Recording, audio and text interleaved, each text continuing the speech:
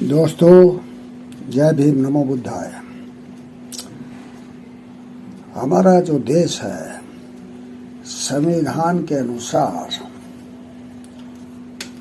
प्रजातांत्रिक गणराज्य है, यानी कि इसमें कई राज्य हैं और उनका ये एक संघ है।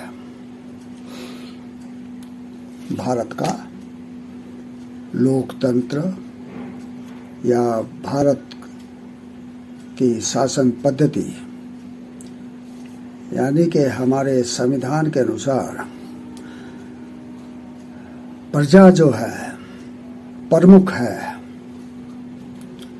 ये प्रजा या लोक का तंत्र है, लोक की व्यवस्था है, लोक का शासन है।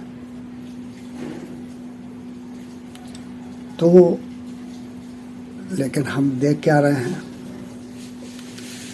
यहाँ पर प्रजा तो गौण हो गई। प्रजा के बारे में कोई सोच विचार नहीं है, सिवाय प्रजा को झुनझुना बजा के दिखाने के अलावा, या फिर उनके लिए जो है कुछ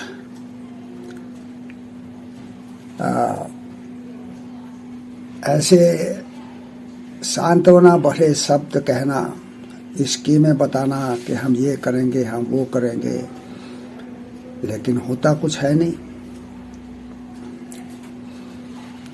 लोग कहते हैं कि ये जुमलेबाजी का शासन है, यानी कि हमारे देश में जो भी कुछ प्रजा के लिए हो रहा है सिर्फ जुमलेबाजी हो रही है और कुछ नहीं हो रहा है।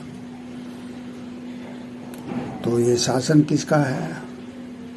शासन सिर्फ एक आदमी का, एक आदमी के लिए, एक आदमी के द्वारा,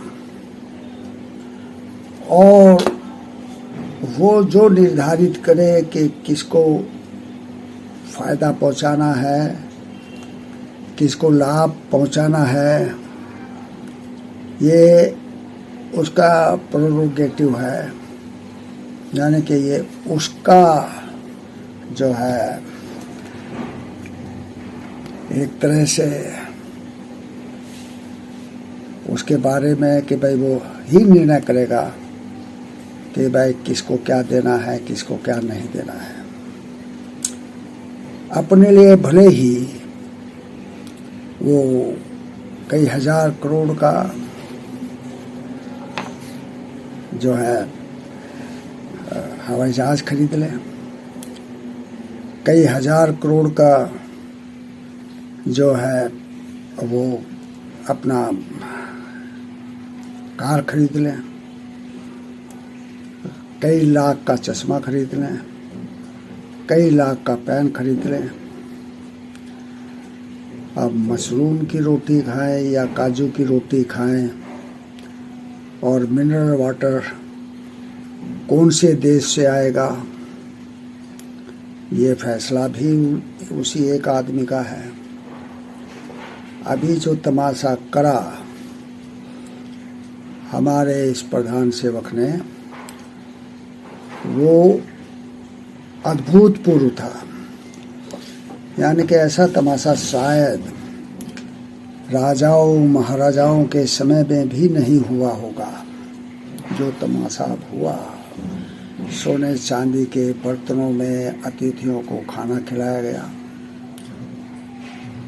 कहते हैं इससे देश की शान बढ़ गई। अब कितनी शान बढ़ी ये तो बाद में पता चलेगा, लेकिन कुछ विद्वानों के अनुसार ये एक ऐसा दिखावा था जिसमें कई हजार करोड़ रुपए खर्च हुए और हाथ कुछ भी नहीं आया।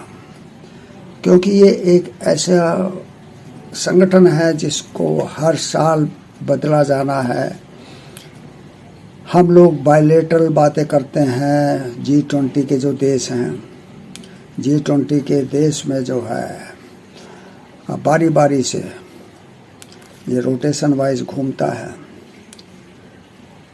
अब आप देखिए कि इंदिरा गांधी ने जो एक बार सम्मेलन किया था, शायद 1984 से पहले, उसमें 111 देशों के राष्ट्राध्यक्ष आए थे।